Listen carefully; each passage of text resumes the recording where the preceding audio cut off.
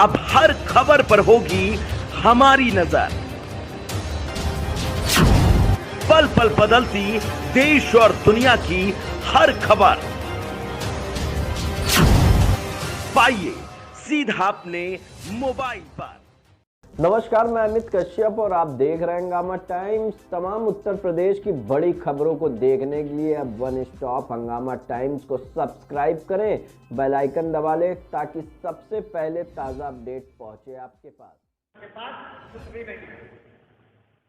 इस अफवाह और इस जो है शिक्षा के कारण जो है वहां पर राष्ट्रीय पार्टी की थोड़ी सी जो है ये हुई, लेकिन जो है चुनाव में खड़े थे और धनगर समाज के उत्थान के लिए और उत्तर प्रदेश की जनता के लिए लगातार राष्ट्रीय उदय पार्टी कार्यरत है। आज राजधानी लखनऊ के दारुसभा कॉमन हॉल में एक बैठक, महत्वपूर्ण बैठक है। हमारे साथ राष्ट्रीय अध्यक्ष हैं बाबूराम जी। बाबूराम जी, बताएं कि आखिर प्रमुखता आज की जो बैठक है उसका उद्देश्य क्या है, क्या एजेंडा है? बहुत बहुत धन्यवाद। सबसे पहले मैं आपको बधाई देता हूँ, शुभकामना देता हूँ कि राष्ट्रीय उदय पार्टी की विचारधारा आप जन जन पहुँचाने के लिए आप यहाँ पे उपस्थित हुए हैं। हमारी शुभकामनाएं हैं। आज ये राष्ट्रीय उदय पार्टी की बैठक आज पर्यावरण दिवस के शुभ अवसर पर आयोजित हुई है और ख़ास करके संगठन विस्तार के साथ साथ आगामी जो चुनाव है, खास करके नगर परिषद नगराध्यक्ष के जो चुनाव हैं और जिला पंचायत का चुनाव आगामी दिनों में आने वाला है और लोकसभा का चुनाव, इस चुनाव के साथ साथ सामाजिक न्याय समिति की जो रिपोर्ट 2018 से बन करके माननीय मुख्यमंत्री महोदय योगी आदित्यनाथ जी के टेबल पे पड़ा हुआ है, तो उस रिपोर्ट को लागू कराएं।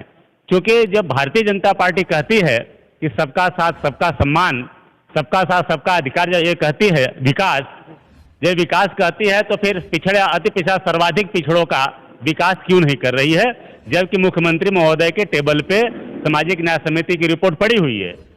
तो इसको लागू कराने के लिए हमारी आज की रणनीति बनेगी और साथ ही साथ हम राष्ट्रीय पार्टी की ताकत आज बिखरी पड़ी हुई है सभी जिलों में, विधानसभाओं में, उसको इकट्ठा करके 2 अक्टूबर को लखनऊ के धरती पे हम भारी से भारी जनसंख्या में हम अपनी शक्ति प्रदर्शन करने के लिए भी आज रणनीति बनाएंगे। आज के प्रमुख बैठक का उद्देश्य है। सर, क्या कहेंगे, लगातार आप जो हैं पाल समाज और धनगर समाज के लिए आवाज उठाते रहे, आरक्षण की मांग के लिए अभी तक सरकार ने क्या कदम उठाया? सरकार सब गुमराह करने के लिए सारे कदम उठाए हैं। ये भारतीय जनता पार्टी धनगर सर्टिफिकेट से विधायक का टिकट दे दी, विधायक बन गए, सांसद का टिकट दे दी, सांसद बन गए, आज धनगर सर्टिफिकेट से चुनाव लड़ करके कानून राज्य मंत्री बने हुए हैं।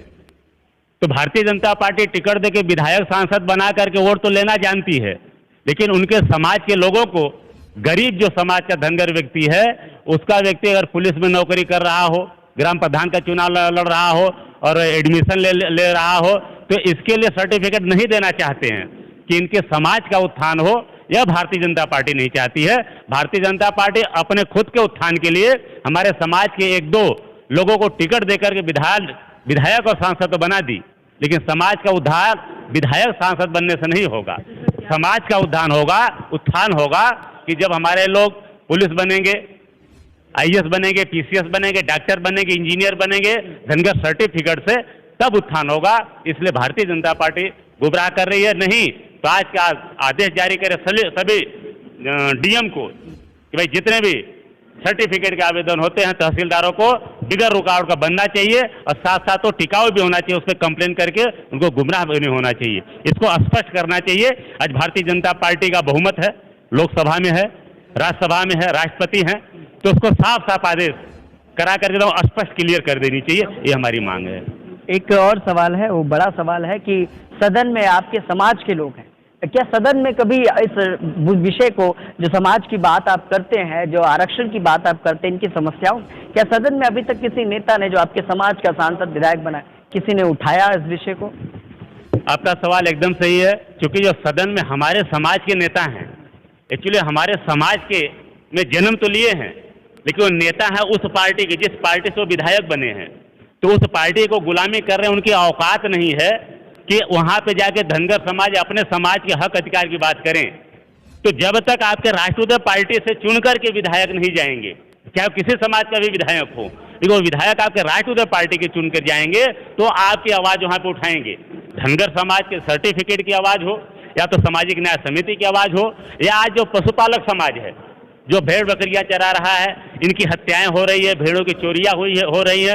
अभी फतेहपुर में कल की बात है, 31 तारीख को जो हमारा पूरा समाज पूरे देश में राजमाता अहिल्यादेवी होलकर की जयंती मना रहा था, तो वहां पे बाबूलाल पाल वहां भैंस चरा रहे थे, दिन में 5 भैंस चरा रहे, दिन में आकर के आतताई गुंडे लोगों ने उनको नशीला पदार्थ खिला करके डीसीएम ट्रक में 5 की 5 भैंस लोड करके लेके चले गए। और हम राजमाता अहिल्यादेवी होलकर की जयंती मना रहे हैं, और फिर थाने पे एफआईआर कराने में थानेदार भी टाल मटोल कर रहा है। इसकी अत्याचार अन्याय की आवाज कोई आज तक उठाया नहीं है। चाहे पिछड़ों के नाम पे वोट तो सबको चाहिए पशुपालकों का। गाय भैंसों के लिए उन्होंने कदम उठाया है कि जिनके लाइसेंस नहीं है उनकी गाय वैसे जब्त की जाए। जी, एक्चुअली आपको उनको आपके पेट पे प्रहार करना है। गाय भैंसों का लाइसेंस का जो इशू है, वो लाइसेंस से लेकर के वो अपना टैक्स तो लेंगे। लाइसेंस कोई भी अगर दिया जाता है तो उसका फी लिया जाता है, और महीने का फी जानवर के एक जानवर 2 जानवर के हिसाब से फी लेके गवर्नमेंट अपना तिजोरी तो भरने का काम कर रही है, लेकिन पशुओं का, पशुपालकों का कोई सुरक्षा और सुविधाओं के लिए कोई बात नहीं करती है।